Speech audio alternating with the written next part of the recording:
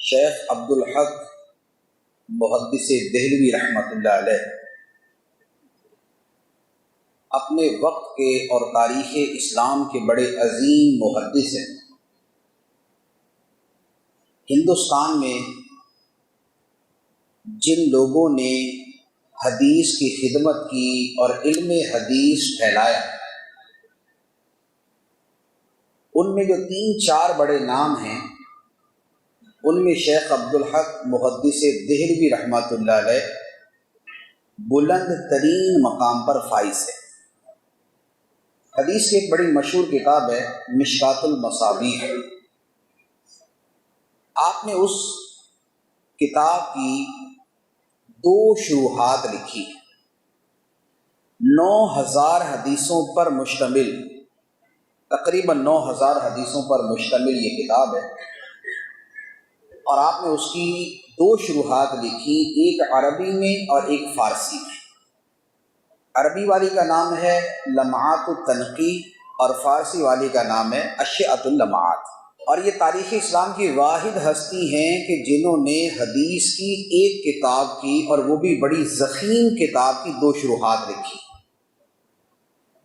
آپ کا شمار زبردست محدثین میں بھی ہوتا ہے اور بڑے بڑے عاشقان رسول میں بھی ہوتا ہے، اور آپ کا لقب شیخ محقق ہے کہ آپ جو بات فرماتے ہیں وہ بڑی تحقیق والی ہوتی ہے، علم پر مبنی ہوتی ہے، دلائل پر مبنی ہوتی ہے۔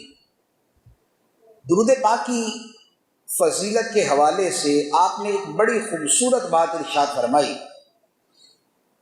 آپ فرماتے ہیں کہ اے بندہ مومن، اے مسلمان، تو نبی پاک صلی اللہ علیہ وآلہ وسلم کا ذکر کر اور آپ پہ درود بھیج،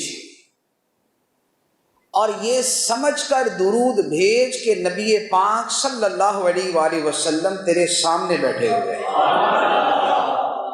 فرماتے ہیں یہ سمجھ کے درود پڑھ، اور یہ یقین رکھ کہ نبی پاک صلی اللہ علیہ وآلہ وسلم تیرا کلام سن بھی رہے ہیں، تجھے دیکھ بھی رہے ہیں۔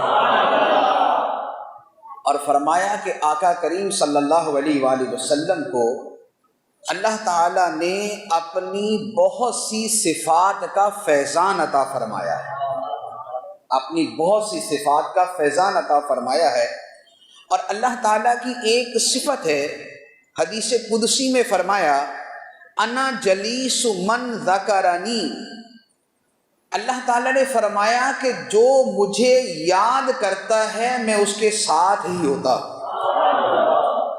تو شیخ محقق فرماتے ہیں کہ اللہ تعالیٰ نے اپنی اس صفت کا فیضان بھی اپنے نبی صلی اللہ علیہ وآلہ وسلم کو عطا فرمایا۔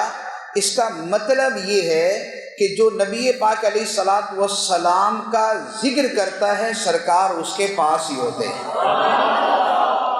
دلوں کے گلشن مہک رہے ہیں، یہ کیف کیوں آج آ رہے ہیں؟ دلوں کے گلشن مہک رہے ہیں، یہ کیف کیوں آج آ رہے ہیں؟ کچھ ایسا محسوس ہو رہا ہے کہ سرکار تشریف لا رہے ہیں، حضور تشریف لا رہے ہیں۔